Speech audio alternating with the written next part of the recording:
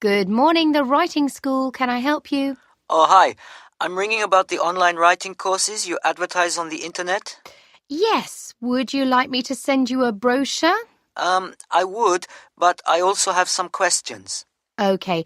Well, let me take your details first, and then I can deal with the questions after that. Okay. I just need to fill out this form. So, can you give me your first name, please? Yes, it's Alex. That's great, Alex. And what's your last name? It's Sakdeva. Okay, can you spell that for me? Yes, it's SACHD. Is that P? No, DEVA. Okay, I've got that. Now can you give me your address? Well, I'm staying with friends at the moment, but I'll be in my new flat in Preston next week. Well, perhaps the Preston address is best. Okay, so that's flat 4A, 396 New Valley Road. New Valley Road. Yes, that's right. Okay, that's great. And we know the town. That's Preston. Yes. Do you know what your postcode will be there? Oh, I think I've got it somewhere on a piece of paper. Let me see. Yes, here it is. It's BN6 3BZ. BS? No, BZ. Right. I guess you don't have a phone number yet. No, not at the flat. And my mobile's not working right now. I have to take it to the shop and see what's wrong. Oh, I hope it's nothing serious. Well, it's new, so it should be all right. You could give me the number anyway, for the future. Yes, okay. It's 0787 345077. That's 354077. No, 345. Oh, thanks. I'll note that your phone is not working right now. Okay, thanks. Now, the last thing I need is an email address. Okay, it's alex7@ptu.com. That's my personal address. ptu.com. Fine. Now, as you're moving, I'll put something in the message box so that the brochure doesn't come too early. Yes, could you do that? I'll put deliver brochure next week. Oh, that's great. Now, what would you like to do about...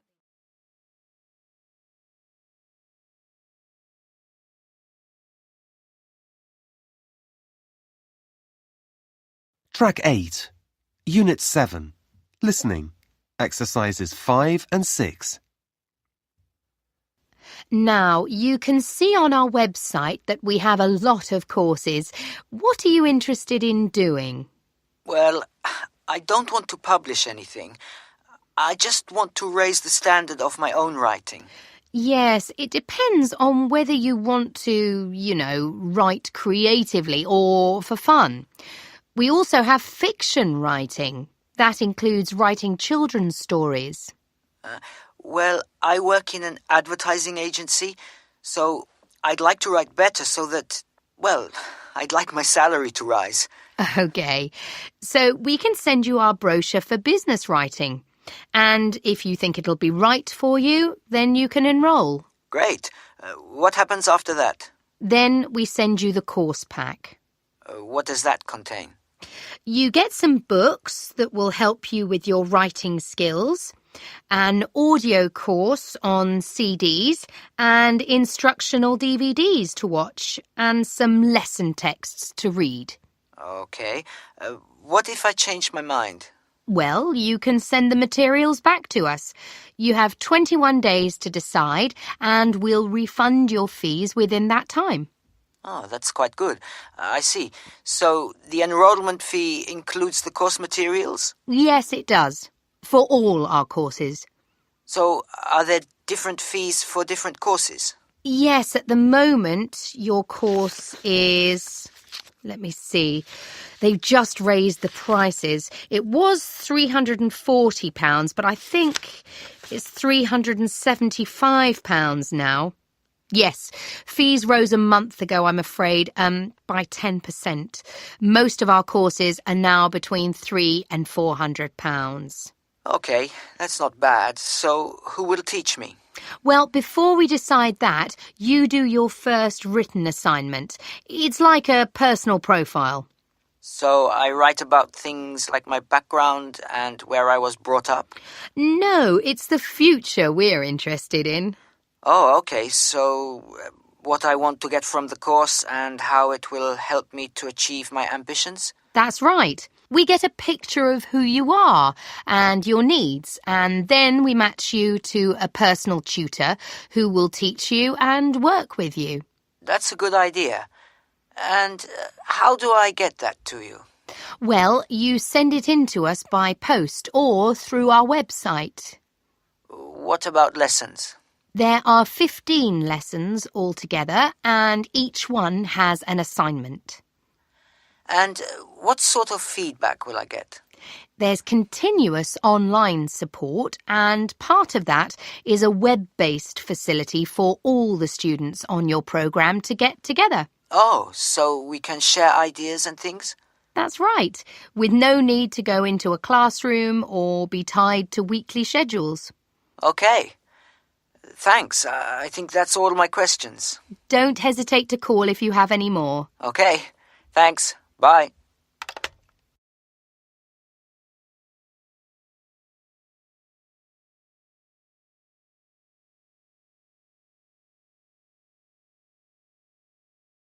Now turn to Section 2. Section 2. You will hear a recorded message about buying tickets from a booking agency. First, you have some time to look at questions 11 to 15.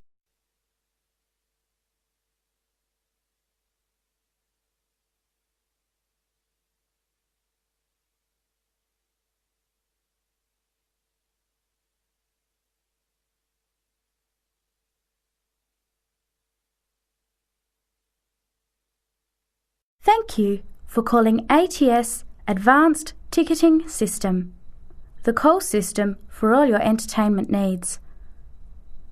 Our automated telephone service is designed to answer your questions quickly and easily. The ATS office in the Regency Theatre is open Monday to Thursdays from 10 a.m. till 5 p.m. and on Friday and Saturday till 8 p.m. For online bookings and detailed program listings, check our website at www.atstix.com. That's spelled ATSTIX.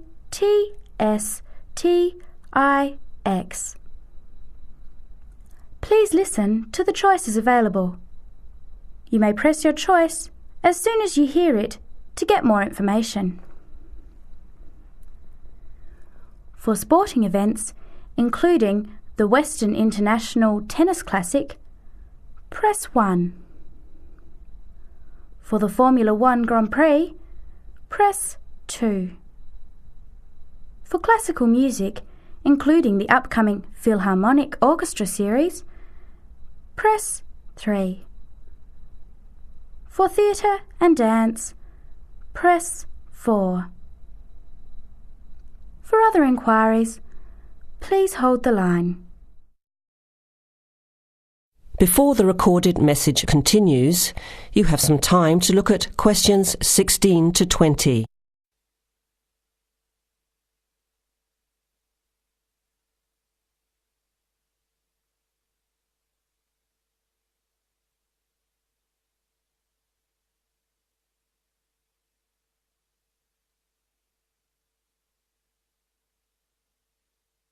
Now, as the message continues, answer questions 16 to 20. Ticket prices for the Formula 1 Grand Prix on the 10th until the 14th of March are as follows. General admission. Thursday, $27. Concession, $10. Friday, $37. Concession, $15. Saturday, $55. Concession $35. Sunday $70. Concession $65. Concession rates apply to children under 14 and to students, seniors and pensioners on presentation of a valid card. Grandstand seating. 4-day tickets covering the 6 main grandstands cost $299. However, pit straight tickets are $350 and seats at the chicane cost $450 each. Children under 3 are admitted free to the general admissions area, and children under 14 are eligible for concession prices. Gates open at 8 a.m. Thursday and Friday and 7:30 Saturday and Sunday. Events begin at 9 o'clock. Alcohol, ice boxes, cans, bottles and animals are not allowed on site.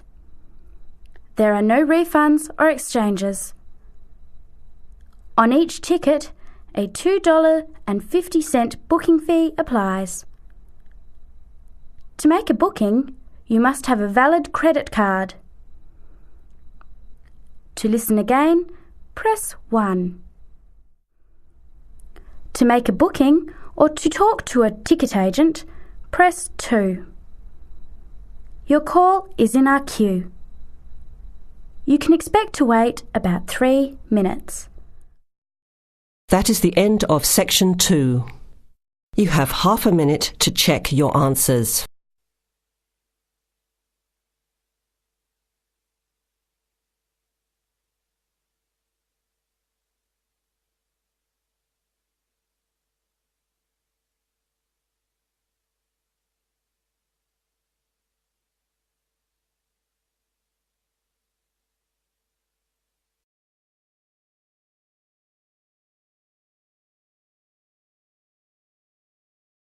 Now turn to Section 3. Section 3. You will hear a conversation between a student called Mary and her tutor, Mr. Hadstone. First, you have some time to look at questions 21 to 25.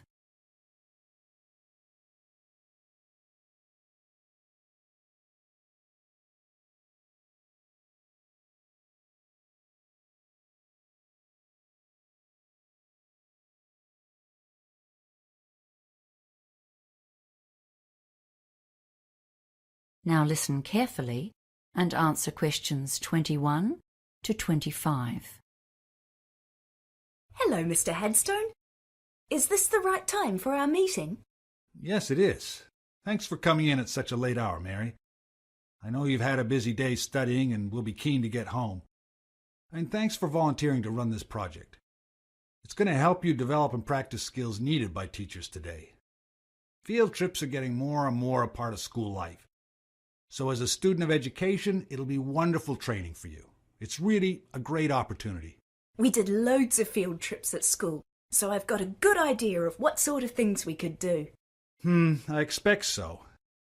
But we're here to go through the basics of planning one, and the trip leader carries a load of responsibility. Right now, you're focusing on activities, but your main job is to consider the dangers and come up with ways of countering or avoiding them. There are lots of government regulations you won't have been aware of on your school trips, but they're just a guideline for your own planning. Some of those school trips you went on would have been pretty adventurous, right? Yeah. Okay, and your plan needs to be tailored to the kind of trip you're doing. On a well-planned and successfully led adventure trip, we don't often hear of problems, even though sometimes there's bad weather, for example, that a school party has managed to combat. That's because the leader created a well-thought-out hazard management plan. Ah, I thought I'd just be taking my mates out on a trek. Now it's all paperwork. Yes, well, that's why I called you in. We'll work on this together over the next few days. I just wanted to give you a heads up on what you'll need to think about. There are some aspects that every trip needs to consider. What do you think they might be? Well, heavy rain, Or high winds, I guess? And any dangers in the terrain? Yes, we call those the significant factors. And another important one is the makeup of your group. But you don't need to go overboard. There are some kinds of hazard that you won't need to think about at all. Things like hurricanes, earthquakes, radioactivity, or major diseases such as cancer. The official name for those is unlikely events, because they almost certainly won't happen. Before you hear the rest of the conversation, you have some time to look at questions 26 to 30.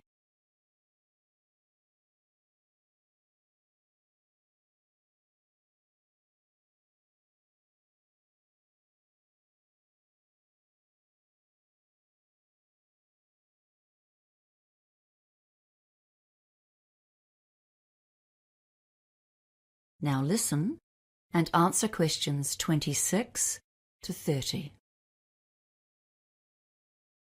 Okay, so let's consider the hazards seen as most likely on a field trip into the countryside.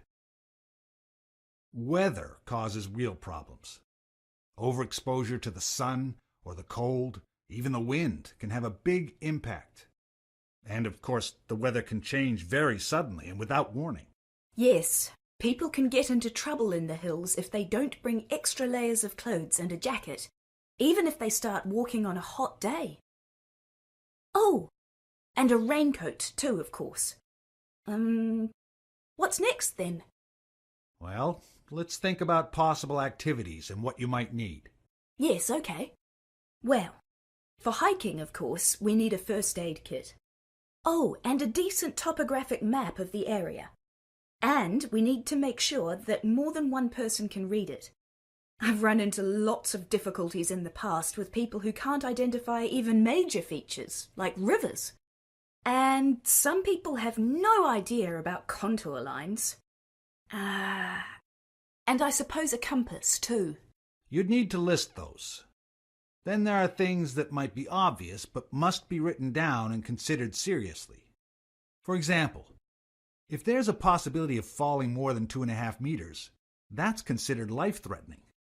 And I'm sure you would be aware of problems near the sea, like tides or high waves, and the trouble you can get into where there's a possibility of an avalanche or a mudslide or a flash flood if you're anywhere near rivers.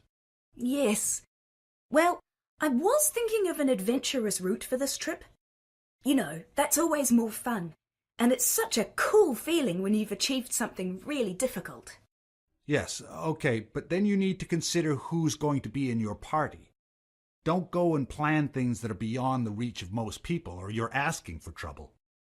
You need to take into account the physical strength and experience of the party as a whole.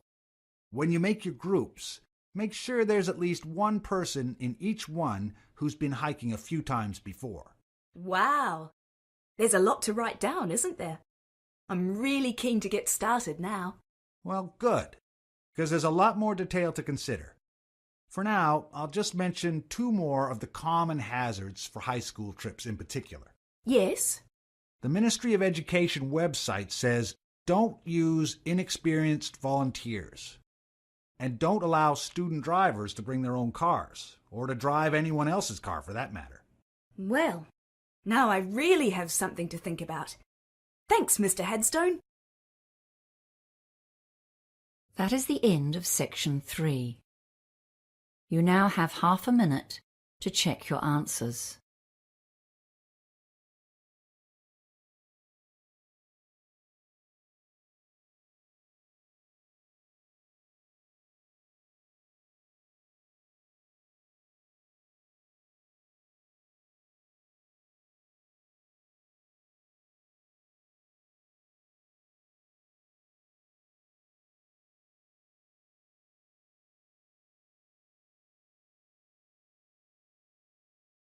Now turn to Section 4.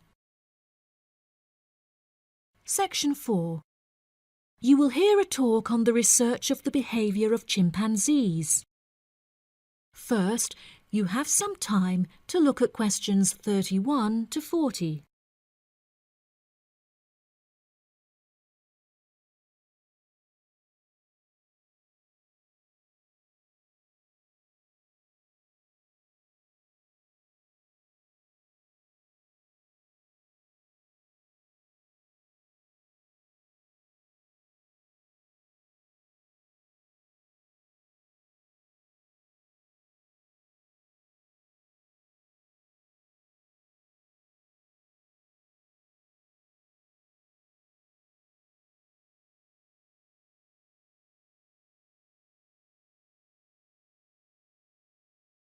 Now listen carefully and answer questions 31 to 40.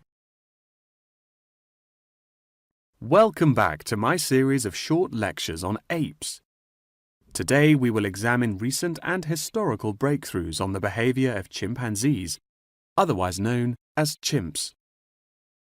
The word chimpanzee is an umbrella term for two different species of apes in the genus Pan, which are the common chimpanzee or Pan troglodytes found in West and Central Africa, and the bonobo or Pan paniscus, which are found in the forests of the Democratic Republic of the Congo.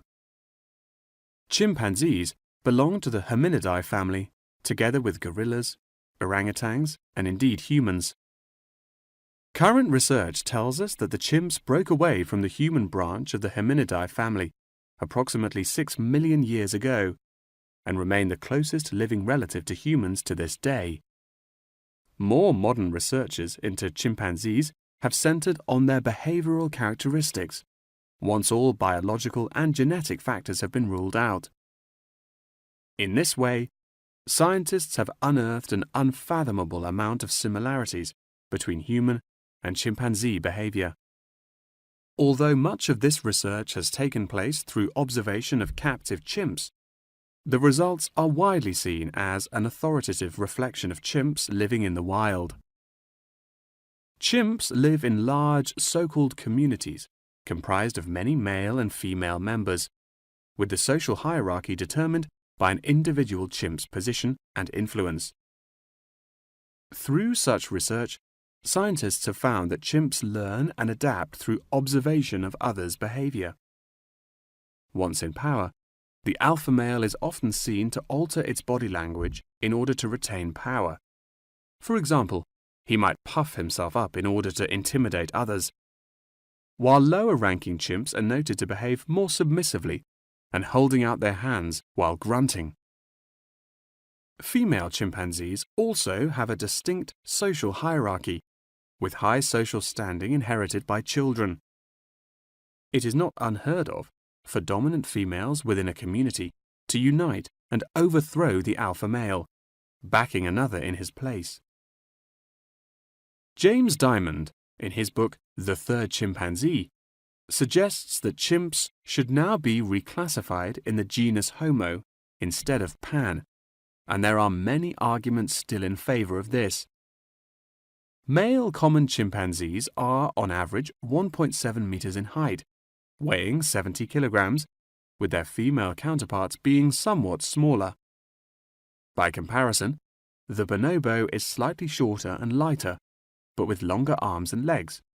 However, both species walk on all fours and climb trees with great ease. Jane Goodall made a groundbreaking discovery in 1960 when she observed the use of tools among chimpanzees, including digging for termites with large sticks. A recent study claimed to reveal that common chimpanzees in Senegal have been using spears sharpened with their teeth to hunt. However, these reports remain unsubstantiated. Researchers have witnessed such tools, namely rocks, being used by chimps to open coconut shells, and indeed crushing nuts with stone hammers. As scientific technology has developed, so too has our knowledge of the sheer extent of the chimp's intelligence.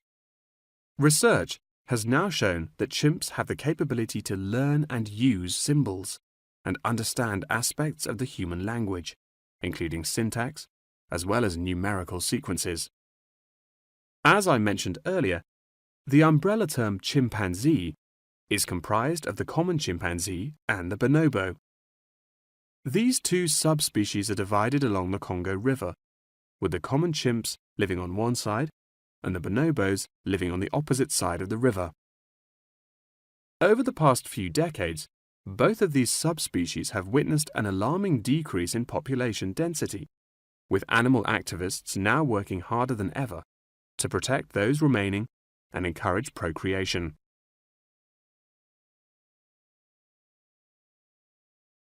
In addition, next week's episode will focus more closely on how chimpanzees in captivity are able to learn things through imitating the behavior of humans, as well as how chimpanzees' behaviors have developed over many generations. Thank you very much for attending this evening's lecture. I hope you found it intellectually stimulating, and I look forward to seeing you again next week. Good night. That is the end of section 4. You now have half a minute to check your answers.